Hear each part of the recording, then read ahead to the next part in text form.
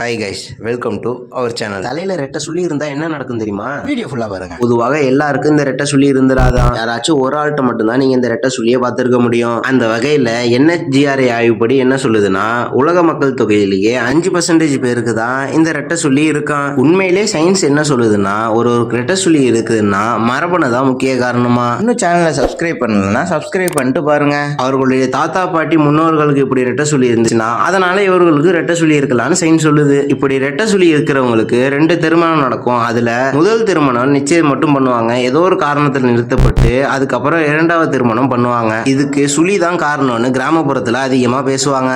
ஆனா இப்படி கூறுவதற்கு பின்னா எந்த ஒரு நிரூபிக்கப்பட்ட உண்மையும் கிடையாது, ஒரு தகவலும் கிடையாது. இப்போ ஜோதிடப்படி என்ன சொல்லுதுன்னா, ஒருவருக்கு ரெட்டை சுழி இருக்குதுன்னா அவங்க எந்த ஒரு விஷயத்தையும் நேரடியாவே பேசிடுவாங்களாம், மறைமுகமா பேசவே மாட்டாங்களாம். ரொம்ப பொறுமைசாலியா எல்லாரிடமும் அன்பை தான் ஃபர்ஸ்ட் காட்டுவாங்களாம். ஒருவருக்கு கஷ்டம்னா அவங்க தான் முதல்ல வந்து நிப்பாங்களாம். இது போன்ற குணங்கள் தான் அவங்களுக்கு இருக்குமா. அது மட்டும் இல்ல, அவங்கள சுத்தி இருக்கிறவங்களையும் எப்பொழுதும் சந்தோஷமா வச்சுக்கணும்னு நினைப்பாங்களாம்.